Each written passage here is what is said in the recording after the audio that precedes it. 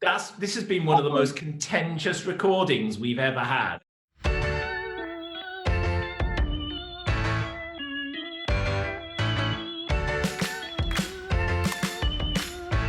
Hello and welcome to another Talking About Who, and this week it's a little bit unusual. We are going to be looking at three charity specials from Doctor Who.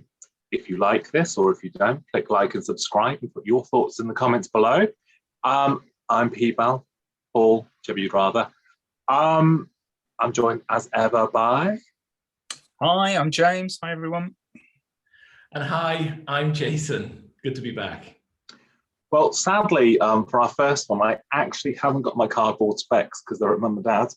Our first story of this video is going to be Doctor Who and the Dimensions of Time. Dimensions in Time. I can't believe I couldn't even do the bloody title. Dimensions in Time. Would you like to restart? No. Everyone expects a little bit of organic with me. I love it. I love the fact that we're all in, little bloopers or not. Well, as you're all in, Jason, what are your thoughts on Doctor Who and the Dimensions in Time? I wish there was a dimension in time where I could escape to so I don't have to watch it again. That's where I really believe.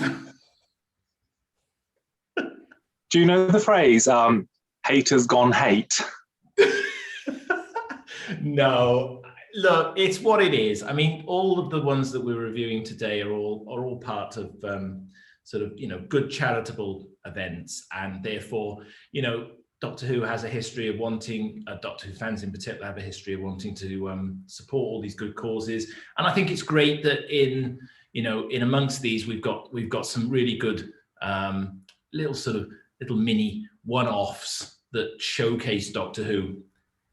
Is it canon? Isn't it canon? There are some fabulous little pieces in this, but it almost feels a little bit like we're trying to shoehorn just about every conceivable part of Doctor Who into 10 minutes or 20 minutes or whatever it was. And it's good. It's not brilliant. I find the EastEnders sort of Walford bits a little bit jarring, but it ain't fabulous to see some of the Doctors and some of the companions back. James, are you a fan of the Dimensions in Time? Yeah. Yes, I think there's lots about it which we could talk about all night. The first thing I wrote down on my notes is it canon? And I wrote yes, and then I crossed it out, and then I put maybe. Actually, is it canon? Isn't it canon? People should be putting that in the comments. Yes, below. In the comments underneath. Is it canon? Absolutely. I know there are people that do believe that it is canon. I agree with some of the things that Jason just said. It's got everything thrown at it, and in fact it had even more thrown at it because there was supposed to be a scene with Daleks in, which then had to be taken out at the last minute. But you can see in the outtakes, there's a couple of Daleks there. There was supposed to be a whole scene with Peter Davison. There's companions. There's almost every different Doctor Who alien in the Queen Vic, and even Fifi makes a reappearance. It's all this really sort of nostalgic stuff. You've got, for example, like Colin meeting the Brigadier, which he never did in his tenure. So there's some really nice moments about it. It's not fantastic, there are bits of it which are just, it's literally just copied and pasted. It's just like, oh, shoot this, put it all together in this special.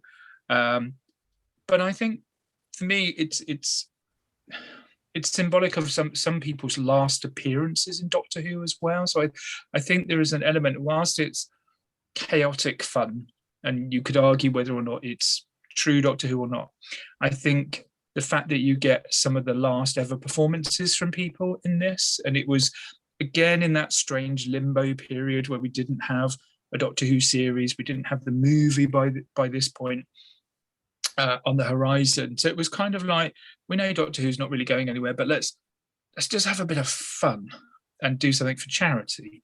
So, you know, in that extent, I enjoy it for that. I'm slightly speechless that a couple of old camp queens like you would not be adoring this. That is all I'm going to say on that front there. It is incredible. I love Dimensions. There is nothing about Dimensions in Time that I dislike. I cannot think of something I dislike. I think the only thing I dislike is that the second one was 2 minutes shorter because Noel Edmonds was a dick about it and it should have been a bit longer. It's do you know, why isn't every Doctor Who story 7 minutes either side, two-parter? I mean, imagine if someone did a re-edit of the Mutants and it took 14 minutes. Imagine how much joy that could bring to our lives. I don't know where do I even start on how great it is. I love the fact that Sylvester and Sophie is like a continuation. It's like they have their deep and sort of exit and smile back onto the adventures. Love it. I love Kate O'Mara is incredible, she honours that in a lot of ways, and it's the same performance she's given as Rani.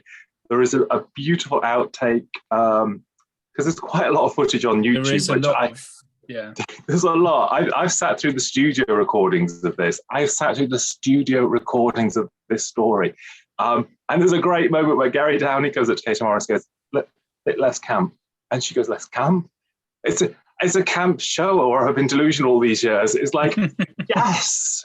I mean, to do the lines, the character she has to do, you've got to have that sort of level of camp. I mean, it's incredible. Sam West, great, nice that the Rani's got a companion. I love all that.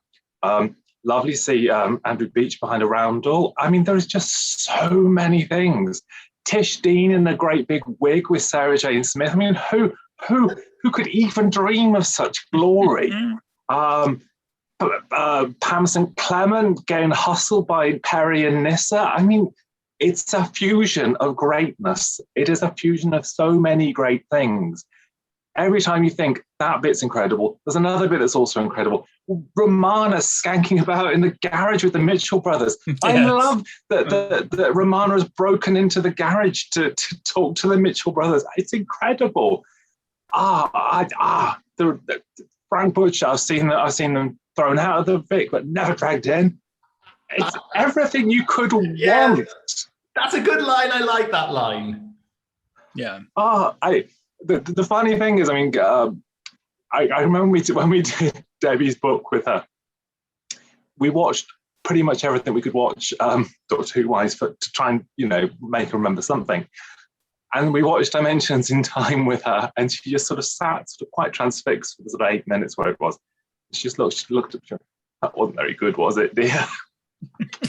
No, it's incredible. Who was that terrible woman? That should be T-shirts. Why isn't it T-shirts? I love it.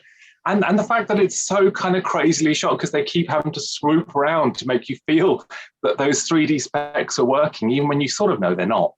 I mean, we all sat there and said how great the 3D effect was, but essentially it was bad. Come on, guys. There's lots of great things in this. There are, and it is one of those ones where if you're with friends and you've had a drink and it's like, what, you know, especially if they're Doctor Who fans, not if they're not Doctor Who fans, because they're going to sit there and go, what the hell is this? You watch. And what I would say is it's probably one of the most quotable bits of Doctor Who, like you said. I mean, the what year is this is my probably the most used GIF that I have. Just that scene. And I remember because Kathy looks no older now than she did. And actually, the Tish Dean in her wig in 2013 isn't that far removed from the Tish Dean we get now. Actually, it's kind of really good. It's brilliant. I mean, I am a fan of EastEnders, and so, you know, at the time it was this huge, great big fusion of the two shows that I really like, and I think. I know on a previous recording we've talked about the sort of the TV movie, and my opinion of the TV movie had changed, and I think my opinion of this changed as well. And don't get me wrong, I definitely don't dislike it. It's fun, and it's good to watch. And I really sort of enjoyed watching it again for this. I think at the time it was like, wow, it's great. It's Doctor Who's back. It's not been on for a few years, and it's with EastEnders. And then it kind of just became this sort of, do you remember watching this? Do you remember? Did I dream it? Did I dream this scene? But no, I know you love it. No, I know you do. Adore it. I adored it then. I adore it now. I mean, I've become a sort of fan. 92, so sort of summer 92. So I was on the cusp of the 93 anniversary thing, and there was such I mean, for me, it's such excitement about all the different video releases and all the things that were coming up and the build to the anniversary. And the Dark Dimension thing, I mean, it didn't sound great. So actually, I'm quite pleased that this is what the anniversary special is. And it was just incredible. It was I've got such nostalgia for the 30th anniversary, because there were so many lovely elements, and the repeat Planet Daleks, and wait for the tin release of the Dalek tin, the Triumph of Time or tin. It just felt like a really sort of exciting sort of celebratory time. And I mean, in some ways, it's quite weird watching this now to think that it's only 4 years between this and Survival. I mean, it is almost like there's just been a little pause in production, and then everyone's back in. But one of the glories of something like the Five Doctors. I mean, Five Doctors is another story that I kind of shamelessly love to pieces, unconditionally. All the bad stuff, all the special editions, all the studio. I love all of it. And I think there's that magic and nostalgia of just, oh God, just that companion, that doctor, that companion, that doctor. It is just a relentless kind of nostalgia and joy to see these people back. And also, I mean, the funny thing that we, and this is like a commercial ad break now, the funny thing that we have quite often is part of our entertainment at Utopia, Phantom Events, get your tickets, is we recreate a scene. We do a generation game thing, and we recreate scenes from Dimensions in Time. And the fun that we've had foisting this upon different people. If you haven't seen Wendy Petterbury doing her Pat Butcher, you haven't lived. That's so funny. I can speak to that. That was brilliant. Yeah. I think there was also a very memorable Nick Pegramana when he did the flounce down the market to be dragged off by the Rani. It is just, I just love it. There's so much about, there is nothing to be unhappy about watching Dimensions in Time. Who did you vote to help the Doctor? I voted Mandy. Big Ron. Oh, I was Big Ron. Big Ron.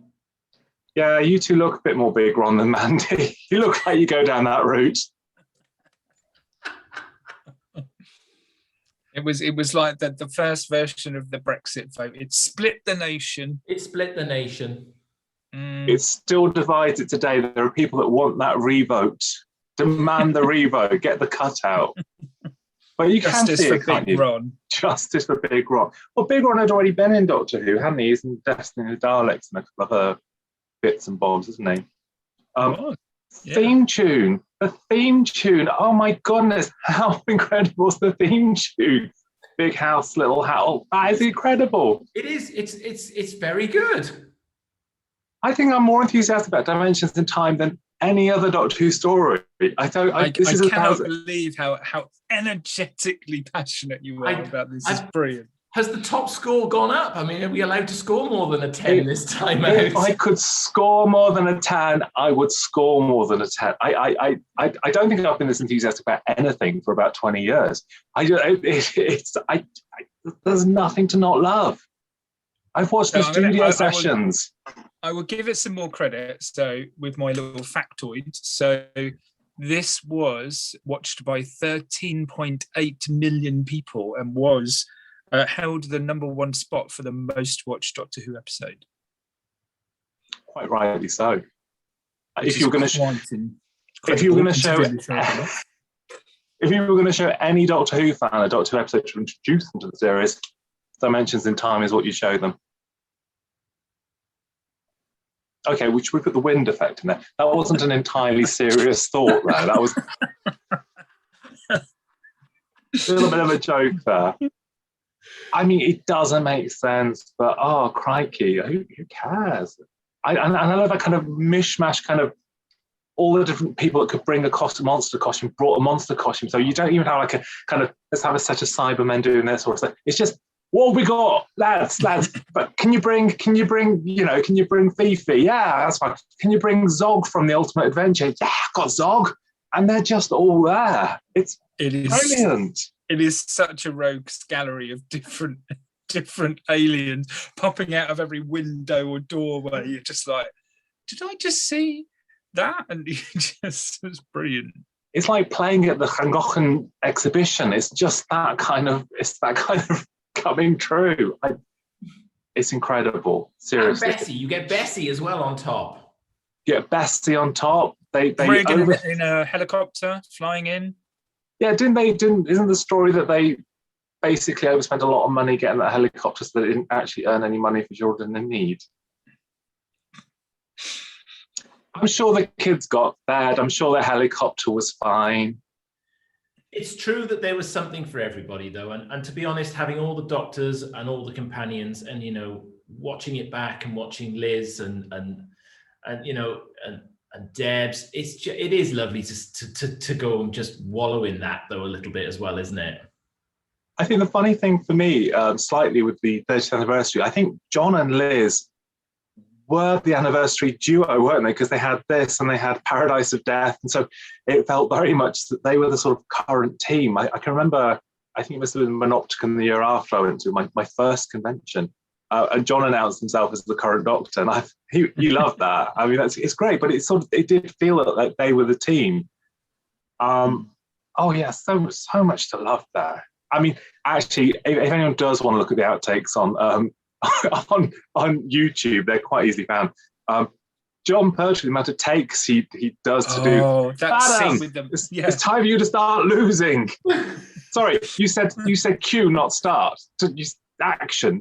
It's like, oh, John, how many takes? It's incredible. You see the camera just start panning along and he's still talking and he's like, I'm not ready yet. Bless Caroline, John's just got this look of, oh, it's been 30 years and he's still like it. What's happened? And there's some brilliant outtakes, I must say. It is. And there's so much to say, and I'm going to forget it. When Louise Jameson turns up in that bizarre Titicaca outfit, it's amazing. What's she doing? But it's credible because it's kind of like just turn up and do friend and all that kind of, oh wow. I mean, again, the other top celebrity anecdote here is that Mary Tam lied to them and said she was still in Liverpool doing Brookside and couldn't make the recording. She was at home. She just didn't want to do it. So maybe we'd have had two Romanas taking against the Mitchell brothers. Imagine the two Romanas back on screen at the same time with the Mitchell brothers. World would have imploded. It would have imploded. I love it. Is this coming through? Yes. I think there's going to be no surprise when we get to the scores, madam. If I drop a 2 now, can you imagine how bad that would make me look? Oh, yeah. Is there anything wonderful that everyone's... And again, because we have a little commercial advert here for everyone. We do the Who Talk commentary range. And one of the things people will sort of every now and then suggest in jest is, might do a Dimensions in Time one. It's not a joke. We are doing one. It has been quite a long road of progress. Every time someone who's been in it comes into studio, like, right, what we're going to do now, we've done the main one. We're going to watch Dimensions in Time, and we're going to do. So we have got a work in progress Dimensions in Time commentary. It should be done. It needs to be done. We've even showed it to people who aren't in it, just Have you seen this? just for fairness. Has anyone else got any thoughts on Dimensions in Time? This is the end of my positivity. It'll drain away now for the rest of the series. We're done with positive PBal now. So, okay. And just be very wary of your scores on this, because you're at the end of a camera now, but I'll see you all. Now we're back in real events. Yeah. That'll be it. Let's go to old Marmite Jason then first, shall we, for a score? Okay, so He's scared now. I think giving this anything less than a 10 is going to be reactive. You better be scared, mate. You better be scared. It's of a particular genre, and it's got something for everybody in there. I won't say it's absolutely top of the tree for me from a point of view of PBal excitement levels. However, I think getting all the doctors and all the companions and just the whole effort, I'm sure it was to get it done, because it would have been difficult to have done it without all the help that the guys had. And actually, it stands on its own as a piece of Doctor Who history. I do wish it would get an official release and some love. For me, rewatching it was interesting. I'd forgotten a few bits of it. However, with a score, I could be really mean, and I'm not going to be. My score for this is going to be a very reasonable 6.5.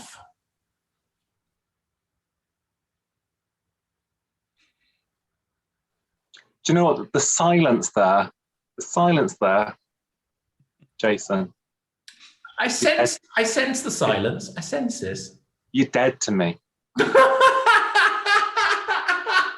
6.5 is a very reasonable score for it. Dead to me. Dead. Let's move on. Well, that's me finished. James, your turn now. So it's a fun piece of nostalgia. It's got a plot line as flimsy as a wet piece of toilet paper, but it's still a lot of fun. So I gave it a 7.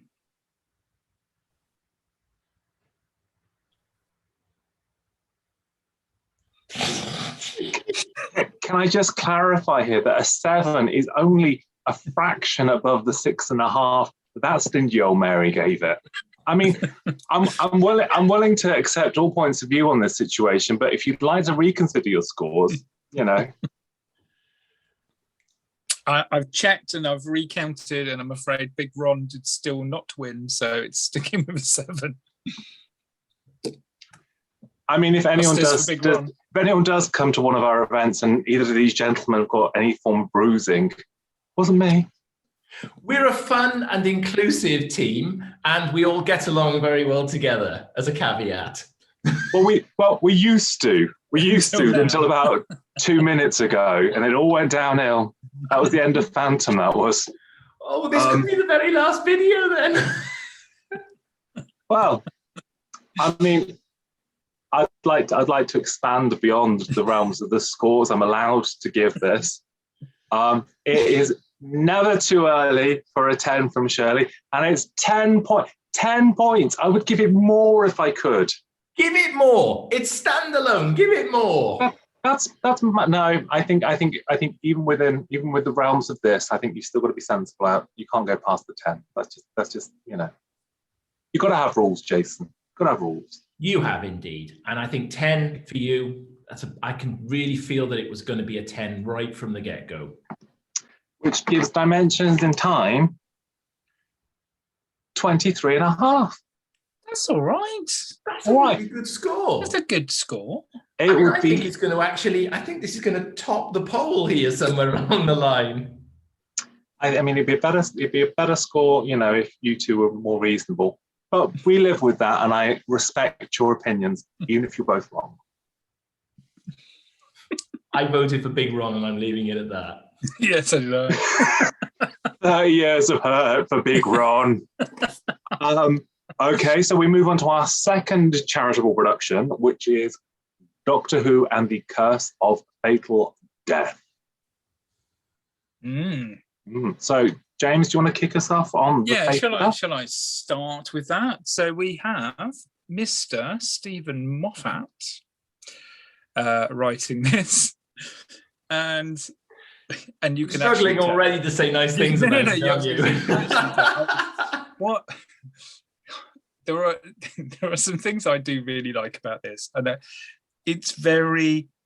Oh, he's waving his Marmite. It's very. Just be thankful it's just the Marmite. That's true.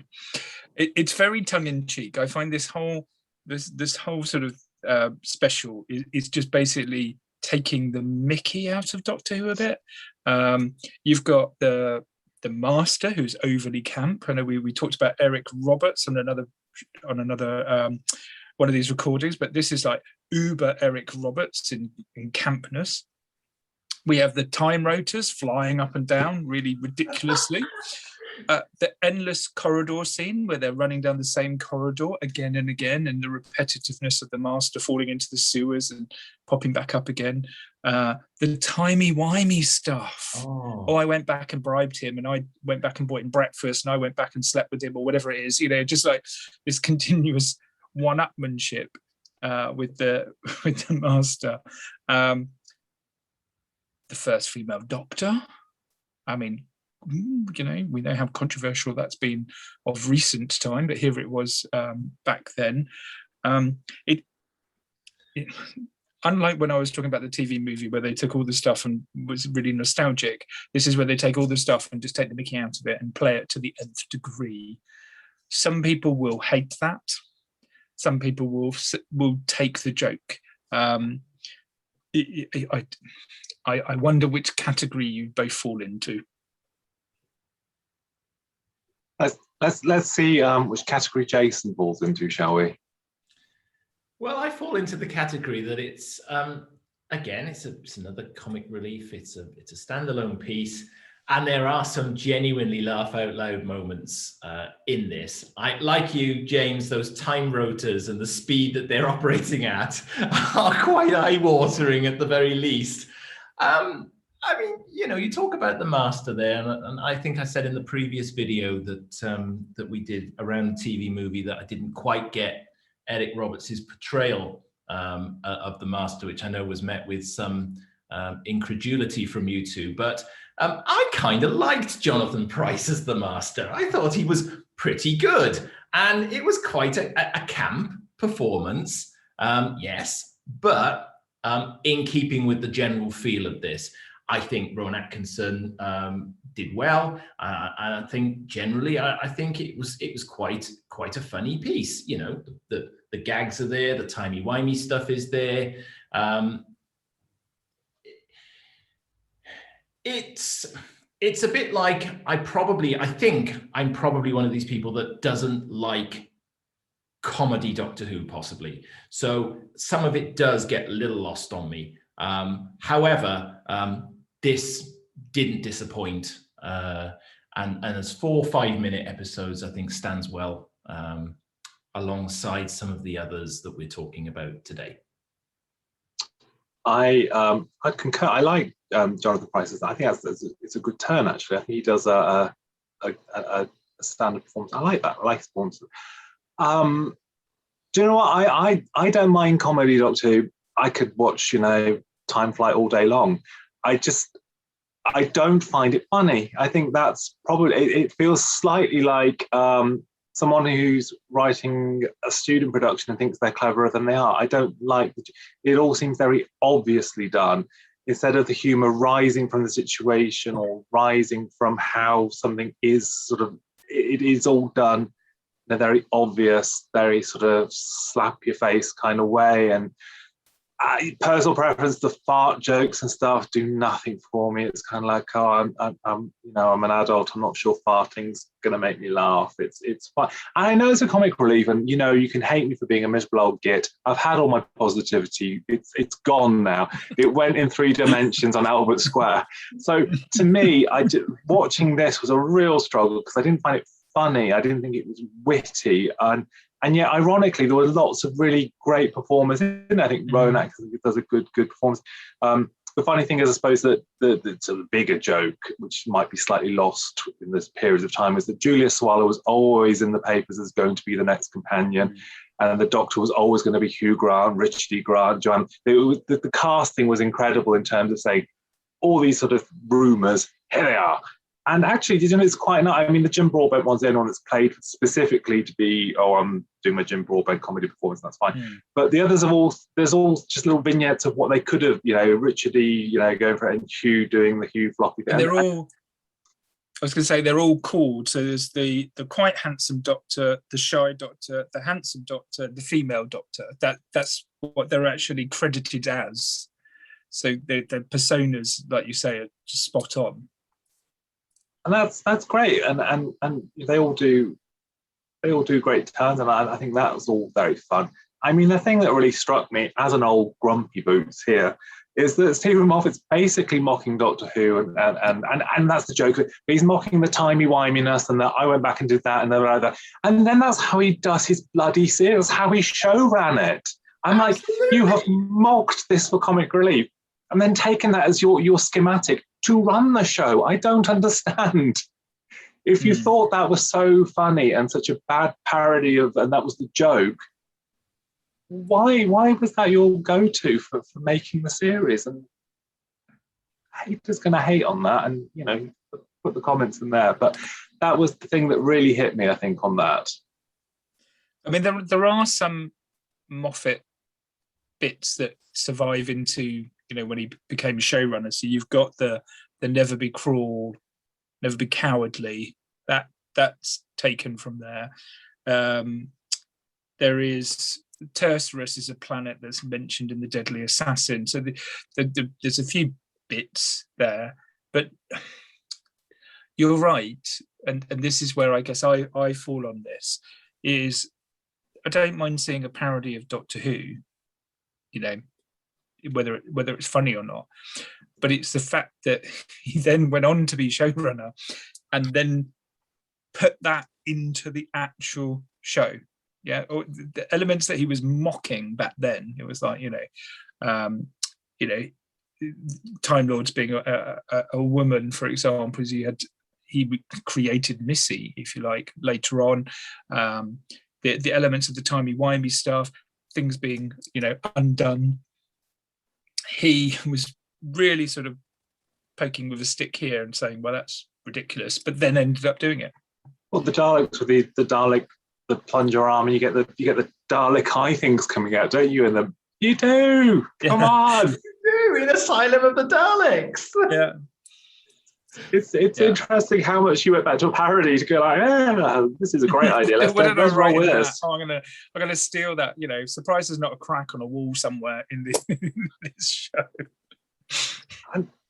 I mean, at heart, it is a thing to raise money for the charity, and it's a comedy, and and that's lovely. And this is obviously a critique of what our thoughts are on the actual thing itself, and it falls flat. I cannot. There is nothing funny in it. It was, considering it's quite a short thing. Was it 18 minutes, isn't it? It's not long. It felt long to me, just because I don't know. Maybe there's a defensive element that comes into you when things are mocked in the wrong way. I mean, we can laugh at stuff. We can laugh at different bits that are shaky in the series, or a performance that's shaky. But essentially, Doctor Who wasn't about a bad shaky set. It wasn't about bad, and that to me is why this feels a bit cruel in some ways. Because actually, no, that isn't why people watched it. That isn't why they enjoyed it. And it's what Dimensions in Time didn't do, because it didn't take the piss out of itself. It was a standalone story that actually had quite a lot of love and affection in it because of the way that they brought everybody back together again. And you still gave it 6.5. You haven't heard the score I'm giving this one yet. I mean, the assistant, the running joke will explain later. That's kind of like quite like, why are the seats on the Dalek spaceship? Well, we'll explain later. I didn't roll the floor laughing, but it was a bit of a, you know what I mean? And I think you've got to go one of two ways. You've got to go full comedy or not. And I think they're trying to and it just, for me, it's a little bit like, there's a Lenny Henry sketch, which I find not funny. There's a Victoria Wood one that's also fairly unfunny, which is surprising. there's that terrible French and Saunders one set in the Trial of Time Lord set, and there's a lot of very unfunny with the extras. With the extras, yeah. And it's funny because there is a minor comedy to be done about Doctor Who, but to me, I don't think they've struck gold. I have to agree. I have to agree with you. It does fall flat in a number of areas. I do find the comedy a little difficult, and I think, again, as I said earlier, I think this is around me not particularly enjoying when they mix true comedy into Doctor Who. I think the performances are what lift this piece, particularly, you know, Jonathan Pryce and Rowan Atkinson, and, you know, I think they give some very believable performances up against a reasonably turgid script. I mean, it's incredible to get. I mean, I adore Joanna Lumley, so I mean, anything with Joanna, I'm instantly gonna not hate entirely. But even having Joanna in it, still can't quite lift it enough for me, because it's not particularly witty in the way it does that, really. I suppose things have moved on a little bit now, and you wouldn't write it the way it's written there. There's sort of jokes about, well, we can't get married now because you're a woman. I mean, it's like that's the the vibrating the Dalek bumps and the Dalek bumps. I wanted to find it funny.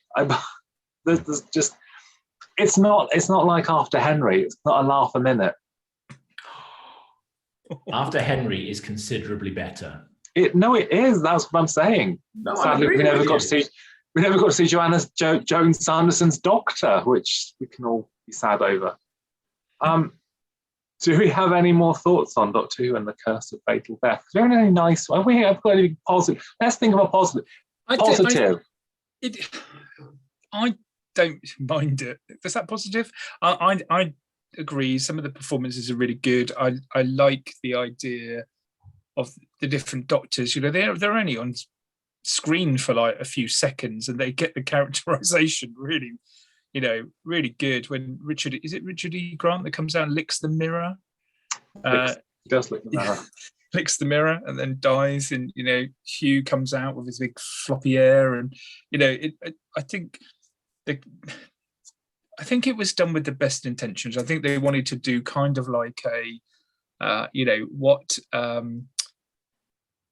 Acorn Antiques has done for Crossroads sort of thing. That, you know, we're going to take all the things that we love about Crossroads and we're going to turn it into a comedy. And I think that's what they've tried to do here, but I just don't think it hits the mark.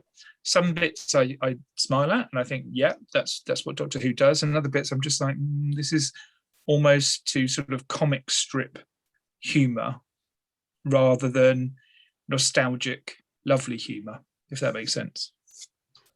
I think that's it, because Acorn Antiques, the primary, it feels like it's a kind and affectionate, because Victoria loved Crossroads, and it's a love thing of, crikey, this is what we do, and this is how we forget, and you know, it feels loving. And then Steve Moffat obviously loves Doctor Who. I'm not saying he doesn't love Doctor Who, but it just feels like I love it, but I really shouldn't be loving it, and this is why it's rubbish. And I think that's the jokes stem from our rubbish element rather than, God, well, the limitation is that we have only got the one Dalek that can come round or something. You can do a joke about that, and you could have done it very wittily, just having the same one coming round and sort of waiting or something. It would have been funnier. It's just not funny. I think you could go one or two ways, and the fact it's just not funny for me. I didn't find it funny then, and I find it less funny now. We don't reenact this at Utopia. That's all I'm saying. And I would say, thank heavens for that. Oh, I want to see you run around the same corridor, 20 times, Jason. I've done that. You can do that on a Saturday night anyway before the drink kicks in. We're selling Utopia here, aren't we? We really, really are. I think we're going to have to go for some scores on this. So go on then, James. What is your score for The Curse of Fatal Death? So I gave The Curse of Fatal Death less than fatal 6. 6. Hang on, just stop the matrix. Stop the matrix. 6. Yeah. You gave dimensions in time 7. Yeah, because it's better. Only one gradient better than that. Dead to me. Dead to me. Let's move up the country and see whether this is what I'm like at Eurovision. Never watch Eurovision with countries that I could no longer travel to. It's incredible. Jason, what's your score for Doctor Who and the Curse of Fatal Death? I've got to say, I'm not sure I've seen this. I'm not sure I've watched the same thing that James has watched, because quite frankly, James, even I'm going to diss you for that score. That's actually ridiculously generous in comparison to the 7 that you did give Dimensions in Time. So I'm absolutely with PBal here. I don't know where that score came from. I am going to base my score entirely on my watching of it. I've already said, I think a couple of the actors gave some really quite credible performances, but I'm afraid that doesn't lift it much above 2 for me. So I'm giving that 2. Jason is giving that 2 points. Am I still dead to you, can I just ask, after that? I mean, I'm hoping for a regeneration.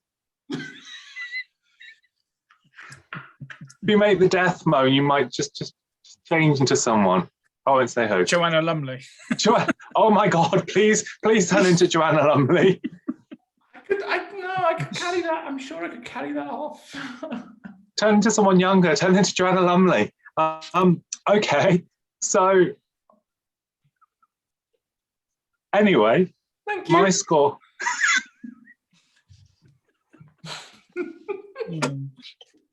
Anyway, my score for Doctor Who and the Curse of Fatal Death, drum roll, to me, it is a 2 and it's getting a 2. That's what I like. James seriously watched a different program to us. I'm slightly worried though, because I think James' score for that might have been more than his score for Mind Warp.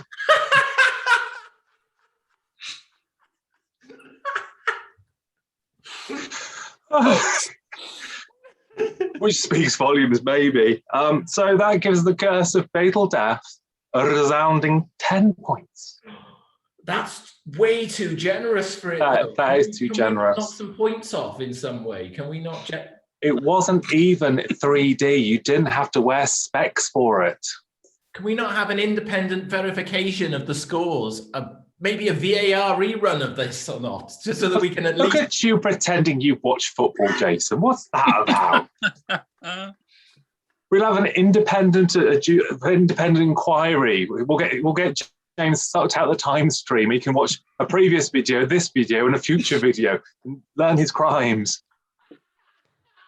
Or he'll get the bleeping out of the Matrix, a la the Trial of the Time Lord. My score was. I think we're dying for a crash soon, aren't we? Well, talking of crashes. Ooh, oh my God! I see what you did. That English literature A level was not wasted. We are going to be now discussing Time Crash, not Time Lash. That's still to come. Time Crash. So Time Crash. Who wants to kick us off on Time Crash? I'll start us off on Time Crash. I quite like this one. This is quite a nice little bit of flotsam and jetsam that comes along every now and again. And I think, I've got to say, I think this is something that the new series does quite well, is they put these little one-off things in. If you look at the video we talked about, Night of the Doctor, this is another great little example. It sits really well between 2 stories. It's got some really pacey energy about it. I love the fact that Peter's back. I think he and David play off each other tremendously well in this. There's a a whole load of hero worshipping that David's doing towards Peter's Doctor, which I just love that whole sort of thing. And I've got to say, I laughed out loud at the joke about the hole being the size of Belgium. I don't know why, I just did. I always said I just don't like comedy, but that was a great little line. Loads of wibbly wobbly, timely-wimey stuff, but you know what? Perfect. I liked it very much. I guess the interesting thing there's the humour there and the comedy, which is subtle into it, is coming from a place of affection. So having sort of said before that, you know, Stephen was writing it from the level of not, this is a sort of, I suppose it's a U-turn on where it should be done. You know, a decorative vegetable. I mean, never had I ever thought of the celery as decorative vegetable, but, you know, the way that they just talk about that and it's just written in, it's completely different in the style of how Stephen wrote the previous one that we've talked about. It's just a nice, fun little tidbit, and I can watch it over and over again. Yeah, he makes David Tennant's Doctor takes the mickey out of, you know, I'm saving the world with a kettle, and look at me, I'm wearing a vegetable. It's all because Peter's Doctor didn't really use the sonic screwdriver a lot. It was destroyed in one of the stories, and there's a lot of not necessarily sort of mick taking, but there's a lot of tongue in cheek. You know, I wear the same shoes as you, I've got the glasses. You know, there is you almost feel like you're David Tennant rather than Doctor Who, who's fanboying, you know, right in front of you. He's like, oh, I love you, you're my doctor. You know, and went on to be my father-in-law, you know, kind of thing. And it, you know, there's a brilliant chemistry between the two of them, you know, and you're right, it's very short, it's very quick pace, they're running around the TARDIS console together. But it, you know, it is quite fun. And yeah, it's a lovely little insert. And the line, "You were my doctor," you know, yeah, it's like it's just so nicely written from that perspective. And the fact that he is fanboying, absolutely, and it gets called a super fan or whatever. And yeah, that again, it's just so funny. Because he says, "Are you one of the Linda lot?" Which is, you know, the London investigation and detective agency that's in the new series. Oh, I know my stuff. That off again. He's there. You know, it's just me that when he goes, "Oh, you were my doctor," that part of me goes, "Oh, what? Not Pertwee, not Troughton. What's wrong with you?" No, you look at. I didn't think that. No, I thought it was just. I took the line as it was. And he says, you know, he talks about the master, and he says, does he still have that rubbish beard? And he goes, well, he's got a wife, which I think is a brilliant line. I love that line. That makes me laugh. It's not like we were just talking about with the last story. It's not maliciously taking the mick. It's not doing it in the wrong way. It's doing it in a nice, friendly way, in a really warm way. I do like it. It's a really, really fun little episode. Another little fact for you: he's wearing Colin Baker's trousers. So he's wearing the actual costume that Colin Baker wore on the Regeneration. I thought you meant David Tennant. I was like, oh no. Big Christmas. No, Peter Davison's wearing Colin's trousers from the episode after his, when he was still wearing the outfit. I didn't know that. I'm going to be the evil Edna here. I mean, I think it's all right. I think nothing wrong with it. But do you know what? One of the, and I almost love the 10th Doctor. One of the things that always used to get on my tits was the when you do that kind of, and he does a lot of that at the start of this.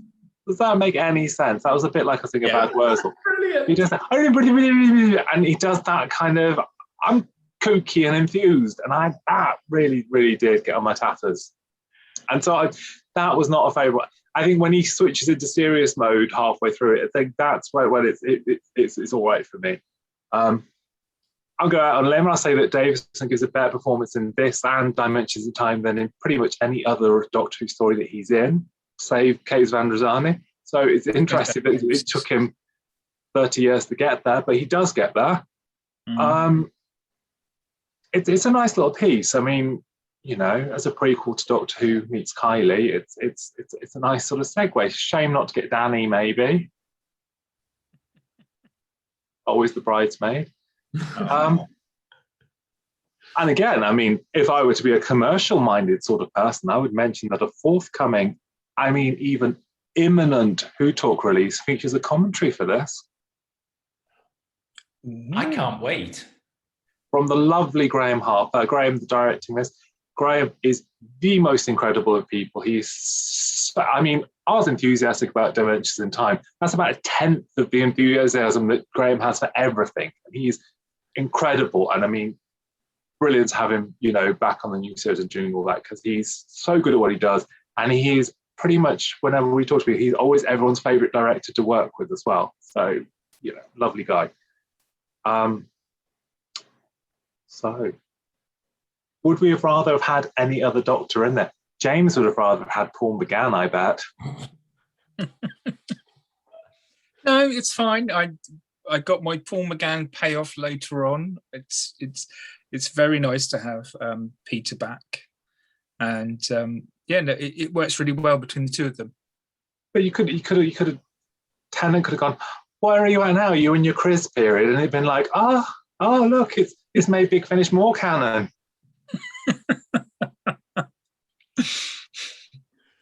I mean, the awkward thing is that I mean, where are you, Tegan and Nissa and the Mara and the other 700 stories that you also had between Arc of Infinity? Yeah.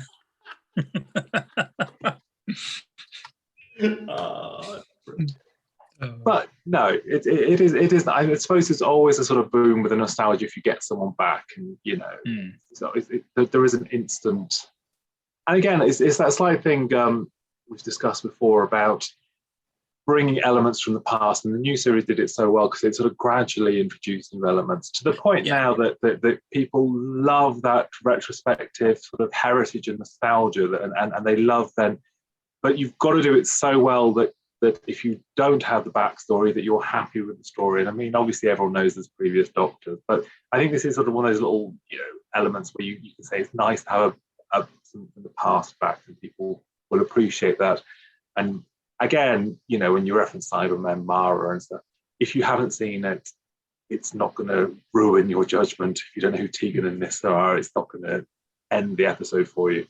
But they're nice little nods to the heritage the show has. That's me being positive again now. No, I like the positivity there. That's it now. That's it for it. You are still both dead to me, very much so. I'm hoping we'll be able to fix that before we do the next one. I do love the fact at the end where the Titanic then comes bursting through the TARDIS walls. I mean, that's just another epic little bit of a twist in the tale there. You did that at the end of the series, Jason. Did you not pay attention? Yeah, but it was kind of nice to tie it all back up, is what I'm saying.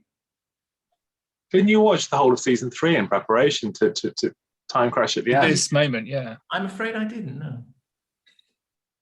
Time hasn't allowed. Very slack, that is. That's very slack. It is. I didn't realize we were all of a sudden already reviewing this series, but there we go. Did you, it wasn't the canvas coming up, there was a little handbag. Went back down again. Don't, he'll have a prop next time. You know, oh, God. This little handbag. I've got no more props here. With his jar of Marmite in it. No, the Marmite. It'll be a Marmite handbag and you'll be like Dick Emery. It's going to be too much. Well, Time Crash, I mean, there's not a lot you can say about it. It's not very long. Let's go for some scores on the doors then. Let's go. Come on, who wants to take it first? Oh, I'll go first because I feel like I'm going to be judged, whatever I say, against my Dimensions in Time score. I just to clarify here, I'm going to set a Twitter account with a little, you know, sort of maybe a Frank Butcher icon just to troll the pair of you. That's it. Well, I'm going to regret that, aren't I? Yeah. So just remind me what score I gave that again. It was 7, wasn't it? You were very generous. Yes, you were very generous. You gave Dimensions in Time 7. I like to call it a stingy 7 rather than a solid 7. Ooh. Do I dare bring the wrath back upon me? I scored Time Crash 8. 8. Jason's face. 8. Yes, it's a lovely little episode. What's in the water there tonight? Is it water? Is it Gordon's water? Is it? It's not gin. What's not to like about it? That bit. I said I didn't like that apart bit. from that bit.